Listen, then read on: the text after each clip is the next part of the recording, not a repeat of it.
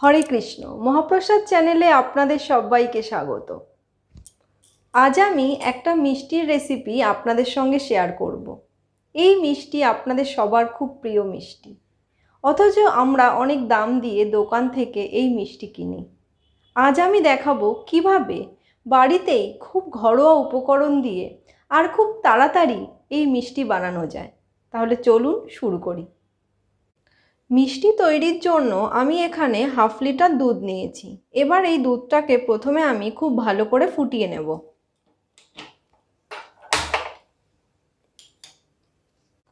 দুধটা খুব ভালো করে ফুটে গেছে।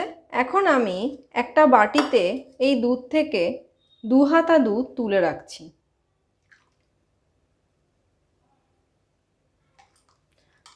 আর বাকি দুধটাকে লো ফ্লেমে আমি একটু ঘন করে নেব। অনবরত নাড়াচাড়া করতে হবে ঘন করার সময়। এইভাবে অনবরত নাড়াচাড়া করে দুধটাকে একটু ঘন করে নিতে হবে।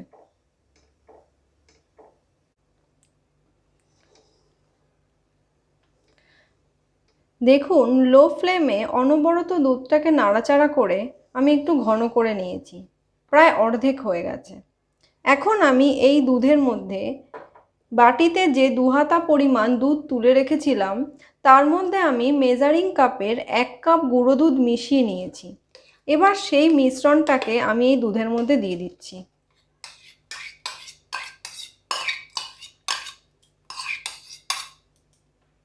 গুঁড়ো দুধ আর দুধের মিশ্রণটাকে আমি এই ঘন দুধের সঙ্গে খুব ভালো করে মিশিয়ে দিচ্ছি।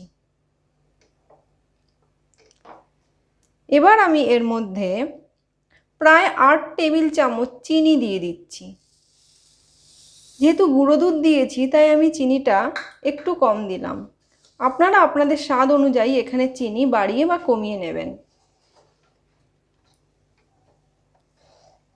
খুব ভালো করে মিশিয়ে নিচ্ছি।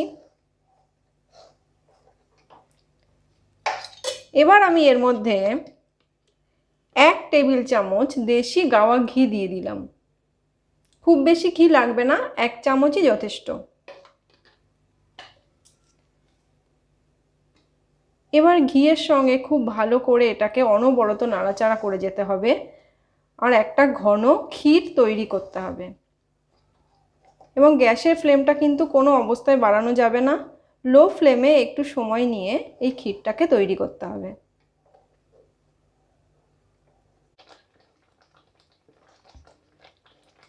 দেখুন, অনবরত নাড়াচাড়া করতে করতে ক্ষীরটা কেমন ঘন হয়ে এসছে।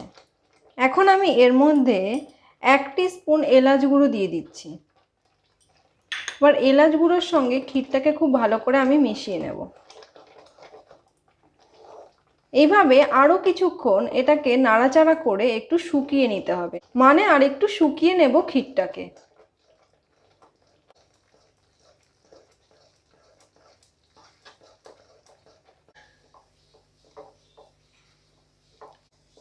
দেখুন, ক্ষীরটা আমার একদম তৈরি হয়ে এসছে। কড়াই থেকে কেমন ছেড়ে ছেড়ে এসছে। দুধের মধ্যে 1 চামচ ঘি দেওয়ার ফলে এইভাবে ছেড়ে ছেড়ে আসছে কড়াই থেকে। এখন আমি গ্যাসটাকে বন্ধ করে দেব এবং কড়াই থেকে এটাকে নামিয়ে একটু ঠান্ডা হতে দেব। ক্ষীরটা একটু ঠান্ডা হয়ে গেলে হাতের সাহায্যে ক্ষীরটাকে খুব ভালো করে মেখে নিতে হবে। এবার হাতে একটু ঘি মাখিয়ে নিয়ে এই মাখা ক্ষীরটা থেকে আমি একটু হাতে নেব, মুঠো করব, হাতে পাকিয়ে এটাকে গোল করব, তারপর এটাকে একটু চাপবো। এবার এর মাঝখানটাতে একটু আঙুল দিয়ে টিপ দেব। এইভাবে ক্ষীরের প্যাড়া বানিয়ে আমি একটা প্লেটে রাখবো। এরকম করে বাকি ক্ষীরের প্যাড়াগুলোকে আগে প্রথমে বানিয়ে নেব।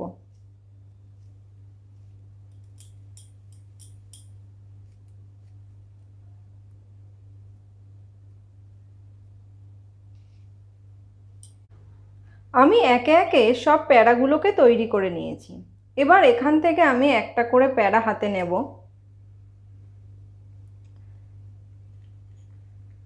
এখানে একটা কাজু বাদাম বসিয়ে দেব আর এখানে কিশমিশের টুকরো, একটা কিশমিশকে হাফ করে কেটেছি, হাফটা আমি এখানে বসাচ্ছি আর হাফটা এদিকে। দেখুন কি সুন্দর দেখতে হয়েছে। এরকম করে আমি বাকি প্যারাগুলোকে তৈরি করে নেব। নিলাম হাতে হাফ কাজু বাদাম, সেটা আমি বসিয়ে দিলাম। এখানে কিশমিশের টুকরো দিলাম, আবার এখানেও একটা কিশমিশের টুকরো দিলাম, রেখে দিলাম। এইভাবে আমি বাকি প্যারাগুলোকে বানিয়ে নেব। আমি সব ক্ষীরের প্যারাগুলোকে এরকম সুন্দর করে একটু সাজিয়ে নিয়েছি। এখন আমি এটা রাধা মাধবকে ভোগ অর্পণ করব। আপনারাও বাড়িতে এই ক্ষীরের প্যারা বানাবেন আর আমাকে কমেন্ট বক্সে জানাবেন আপনাদের কেমন লাগলো। আর ভালো লাগলে রেসিপিটি লাইক ও শেয়ার করার জন্য অনুরোধ রইল। আজকের মতো আমার রান্না এই পর্যন্তই। আবার চলে আসবো নতুন কোনো রেসিপি নিয়ে। সবাই ভালো থাকবেন। হরে কৃষ্ণ।